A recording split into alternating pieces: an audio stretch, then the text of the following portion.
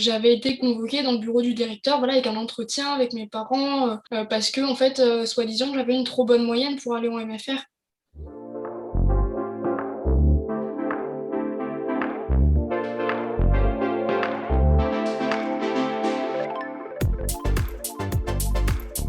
Moi, je m'appelle Anaëlle Chou, j'ai suivi la formation service à la personne et au territoire à Bologne pendant 3 ans. Et maintenant, je suis en école d'infirmière. Donc en première année, ça se passe plutôt bien, c'est quelque chose qui me plaît, c'est toujours dans le domaine du service à la personne, je continue dans ma lancée. Je m'appelle Ouais. Ewan Edbert, j'ai 22 ans et j'ai fait aussi le bac service à la personne à Bologne. Mhm. Ça m'a bien sûr plu. Et maintenant, je suis brancardier à l'hôpital de Saint-Grégoire. Moi, c'est Vanessa et actuellement, je suis en BTS économie sociale et familiale à la MFR de Bologne. Pour moi, le service à la personne, c'est un métier dans lequel on est au service de l'autre, on se sent utile, on est là pour aider. Ça peut être dans plein de domaines différents, enfin, ça peut être l'aide dans les soins d'hygiène, ça peut être juste apporter une écoute à des gens, ça peut être passer un moment autour d'un thé pour discuter de ce qui va, de ce qui va pas. Enfin, pour moi, c'est tellement large qu'on peut tous s'y retrouver en fait dans le service à la personne. Donc, Et je dirais même aussi, c'est aussi de la passion. Il faut aimer faire ce qu'on a envie de faire justement et de soutenir les personnes, d'être là pour que ce soit l'écoute, que ce soit corporel, enfin tout et n'importe quoi. Mais c'est vraiment une passion pour le futur métier, c'est primordial, quoi. Bah, moi, c'est ce que je vois à mon quotidien, en fait. C'est juste de l'accompagnement, quoi, d'être là quand ça va ou quand ça va moins. En l'occurrence, quand ça va moins dans mon cas. Et Mhm. juste essayer de rapporter un peu de réconfort, changer les idées, être là avec le patient ou la personne et, euh, et pour.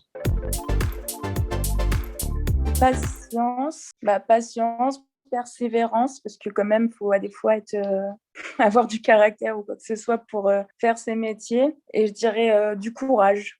Et moi, j'avais la patience aussi, l'écoute et le partage. j'avais l'écoute aussi, j'avais la bienveillance et la patience aussi, c'est important. Bah, moi, dans mon domaine, du coup, il y a tout. Il y a les infirmiers, il y a les aides-soignants, il y a les ASH, enfin, les agents du service hospitalier, enfin, tous les métiers qu'on peut retrouver en fait dans le monde hospitalier, dans les maisons de retraite, toutes ces personnes-là, quoi. Dans mon domaine en tout cas.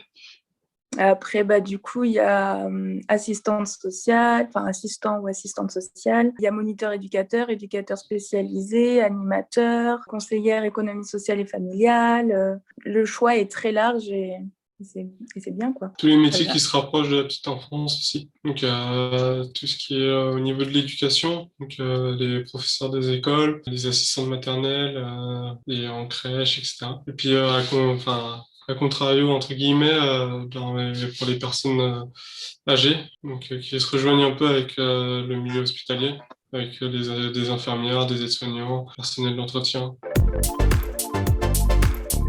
Bah, j'ai fait un collège classique. Et ensuite, pour m'échapper un peu du milieu scolaire, on va dire général, j'ai été en MFR, donc à Boulogne, dans une filière SAPA, donc c'est service à la personne et au territoire. Donc c'est un bac qui se fait sur 3 ans, où on est en alternance, donc ça veut dire qu'on a la moitié de l'année des stages, la moitié de l'année des cours. Et du coup, suite au bac, j'ai été en IFSI, donc l'Institut de formation en soins infirmiers.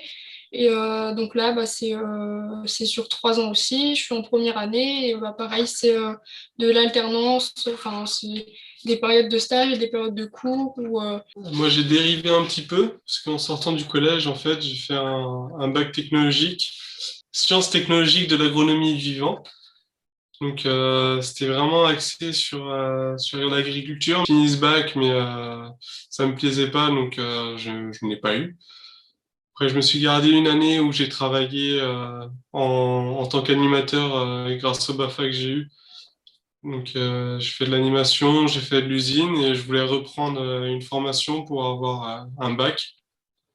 Et de là, en fait, je suis parti sur le service à la personne, parce que c'est ce qui m'a toujours intéressé et je me voyais pas dans autre chose. Et je l'ai fait dans une MFR parce que ça alliait 2 semaines de cours, 2 semaines de stage. Ça m'éloignait un peu du format scolaire traditionnel qui me sortait par les yeux. À la suite de ça, du coup, j'ai trouvé un hôpital en fait qui proposait un poste de brancardier et en fait, ça alliait ce que je voulais, quoi.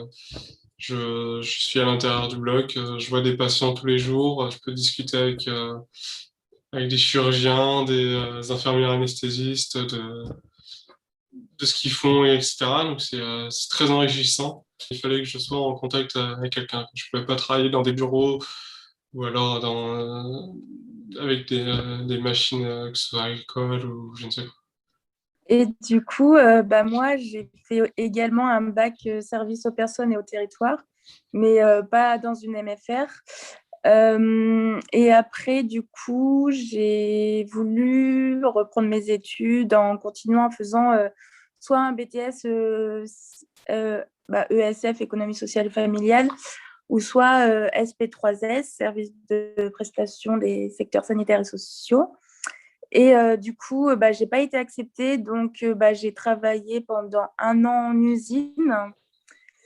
Et par la suite, j'ai contacté la mission locale parce que je ne savais pas trop quoi faire, qu'est-ce qui me plaisait vraiment, vu que je n'avais pas fait de stage vraiment dans ces filières-là. Du coup, j'ai fait un service civique sur le thème de la solidarité dans un centre social. Pendant, c'était 11 mois, sauf que le Covid est arrivé, donc j'ai dû, entre guillemets, casser ce contrat-là. Mais c'était une très bonne expérience et je savais que du coup, ça me plaisait être en contact avec les personnes, que le côté soin ne me plaisait pas, mais le côté être à l'écoute et tout ça, c'est ce qui me plaisait le plus. Donc, le centre social m'a proposé de me prendre un contrat d'apprentissage. Et du coup, j'ai fait des demandes un peu partout pour faire un BTS économie sociale et familiale.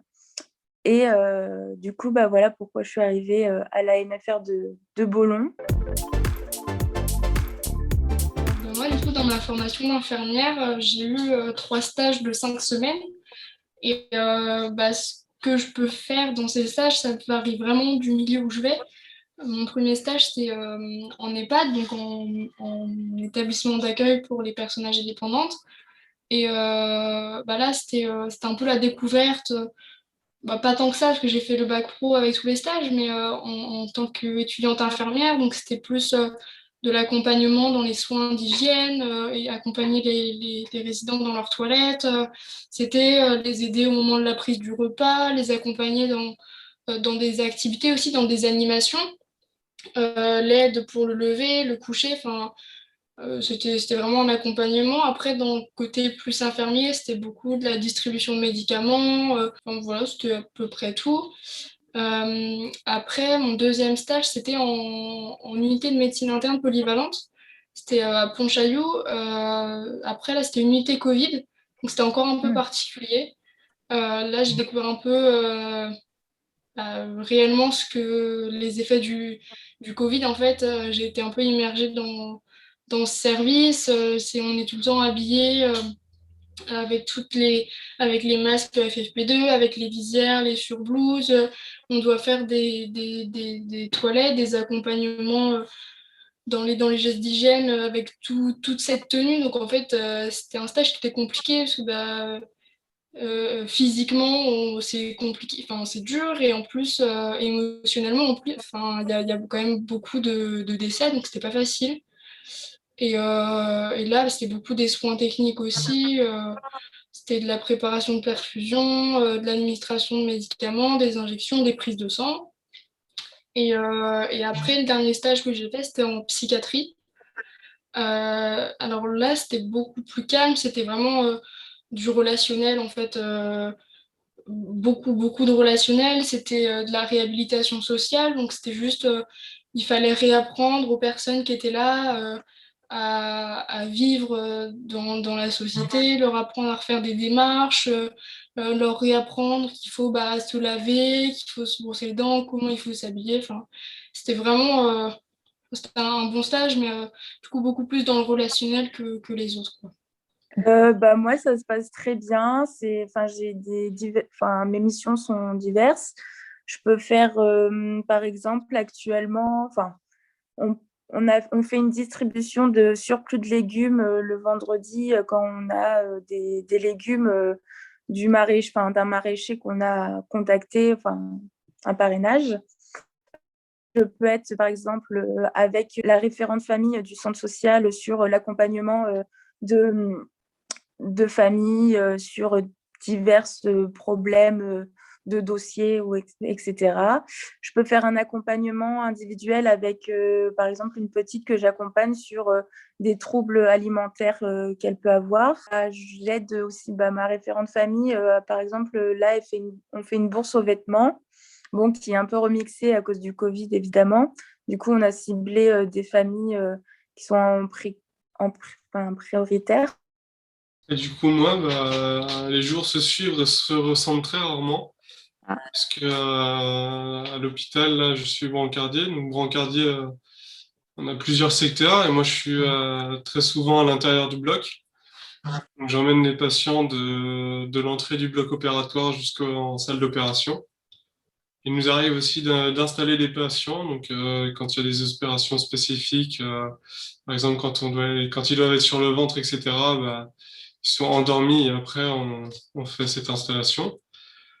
Donc on se sent utile en fait vis-à-vis des salles parce que ils nous appellent pour nous dire qu'ils ont besoin de nous et que qu'on doit arriver plus vite. Et du coup, on fait le chemin inverse, donc on sort des salles d'opération et on va jusqu'en salle de réveil. Donc, ça se résume pas forcément qu'à ça, parce que on doit aussi rassurer les patients quand on les accueille. En général, il y a beaucoup de stress parce que subir une intervention, c'est jamais très joyeux. Donc on est là dans l'accompagnement, on doit essayer de sécuriser au mieux les personnes, rassurer comme on peut, parfois même leur changer les idées, donc discuter, les écouter. J'ai vécu en fait une opération où je me rappelle du brancardier, et c'est ce qui m'avait donné envie en fait, c'est d'avoir vu le brancardier souriant, etc., d'avoir été pris en charge de façon agréable, etc. Donc je me voyais bien faire la même chose avec les patients.